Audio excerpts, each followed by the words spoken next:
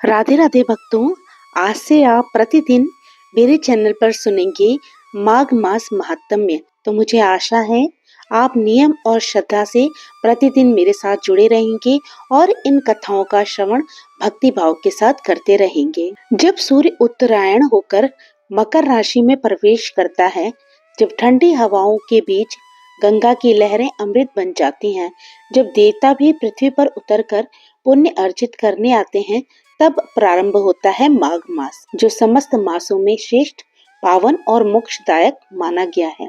शास्त्र कहते हैं, माघे स्नानम न कर्तव्यम जीवनम व्यर्थमेव ही। अर्थात जो मनुष्य माघ मास में स्नान नहीं करता, उसका जीवन व्यर्थ चला जाता है। माघ मास को स्नान मास, दान मास, तपस्या मास और मोक्ष मास कहा गया है। इस मास में किया गया छोटा सा पुण्य हजारों जन्मों के पापों को नाश कर देता है। पद्म पुराण, स्कंद पुराण और ब्रह्म वैवर्त पुराण तीनों में माघ मास की महिमा विस्तार से वर्णित है। माघ मास में गंगा, यमुना, सरस्वती, गोदावरी, नर्मदा सभी नदियां अमृतमयी हो जाती हैं। जो व्यक्ति माघ मास में ब्रह्म मुहूर्त में उठकर श्रद्धा और नियम से नदी, सरोवर या घर पर ही स्नान करता है, तो उसके सभी पाप नष्ट हो जाते हैं, रोग मिटते हैं, दरिद्रता दूर हो जाती है और अंत में उसको मोक्ष की प्राप्ति होती है। शास्त्रों में ये भी कहा गया है कि माघे स्नानम महापुण्यम सर्व पाप प्रणाशनम। अर्थात माघ मास में किया गया स्नान समस्त पापों का नाश करने वाला होता है। तो हे भक्तजनों, जिस प्रकार अंधकार में दीपक मार्ग दिखाता है, उसी प्रकार माघ मास भटके हुए जीव को भगवान के चरणों तक पहुंचा देता है। आज हम आप सभी को सुनाने जा रहे हैं माघ मास महात्म्य का प्रथम अध्याय, जहां स्वयं ऋषि मुनि इस मास की दिव्य महिमा का उद्घाटन करते हैं, जहां बताया गया है कि एक साधारण मनुष्य भी माघ मास के नियमों से कैसे परम पद को प्राप्त कर सकता है। तो आइए मन, वाणी और कर्म को शुद्ध करते हुए श्रद्धा के साथ इस पावन कथा का श्रवण करते हैं। एक समय श्री सूत जी ने अपने गुरु श्री व्यास जी से कहा कि गुरुदेव, कृपा करके आप मुझसे माघ मास का महात्म्य कहिए, क्योंकि मैं आपका शिष्य हूँ। व्यास जी कहने लगे कि रघुवंश के राजा दिलीप एक समय यज्ञ के स्नान के पश्चात पैरों में जूते और सुंदर वस्त्र पहनकर, शिकार की सामग्री से युक्त कवच और शोभायमान आभूषण पहने हुए, अपने सिपाहियों से घिरे हुए जंगल में शिकार खेलने के लिए अपनी नगरी से बाहर निकले। उनके सिपाही जंगल में शिकार के लिए मृग, व्याघ्र, सिंह आदि जंतुओं की तलाश में इधर उधर फिरने लगे। उस वन में वन स्थली अत्यंत शोभा को प्राप्त हो रही थी।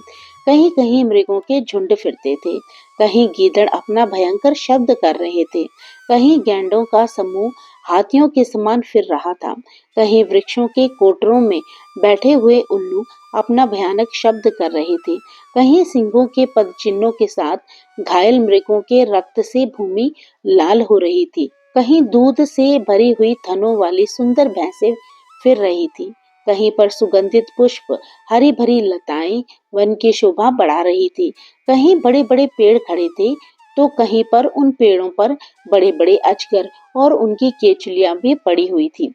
उसी समय राजा के सिपाहियों के बाजे की आवाज सुनकर एक मृग वन में से निकलकर भागने लगा और बड़ी बड़ी चौकड़ियां भरता हुआ आगे बढ़ा।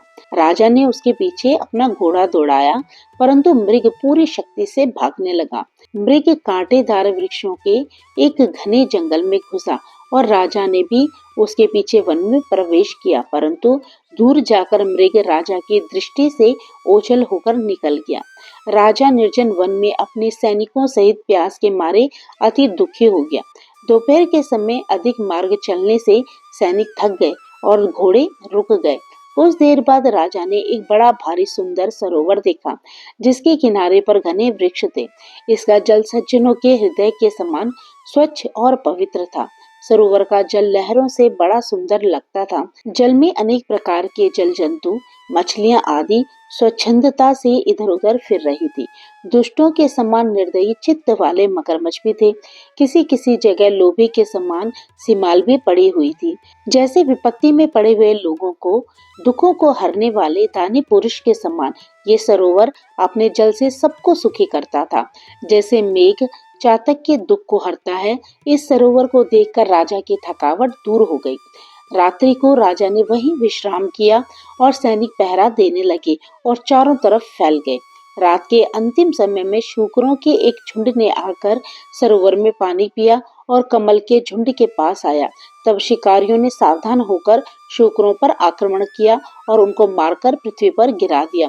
उस समय सब शिकारी कोलाहल करते हुए बड़ी प्रसन्नता के साथ राजा के पास गए और राजा प्रभात हुआ देखकर उनके साथ ही अपनी नगरी की तरफ चल पड़ा, जिसका शरीर तपस्या और नियमों के कारण बिल्कुल सूख गया था, जो मृगछाला और वल्कल पहने हुए था और नख, रोम तथा केश धारण किए हुए था। राजा ने ऐसे घोर तपस्वी को देखकर बड़े आश्चर्य से उनको प्रणाम किया और हाथ जोड़कर खड़ा हो गया। तपस्वी ने राजा से कहा कि हे राजन, इस पुण्य शुभ माघ में इस सरोवर को छोड़कर तुम यहाँ से क्यों जाने की इच्छा करते हो? तब राजा कहने लगा कि महात्मन, मैं तो माघ मास में स्नान के फल को कुछ भी नहीं जानता, कृपया करके आप मुझे विस्तार पूर्वक बताइए। तो भक्तों, यहाँ पर माघ मास महात्म्य का अध्याय एक विराम लेता है। इससे आगे की कथा आप कल सुनेंगे। तो मुझे आशा है आपको ये कथा पसंद आई होगी और इसे आप कल भी सुनेंगे। तो फिर प्रभु का नाम लेते रहिए और पुण्य के भागी बनते रहिए।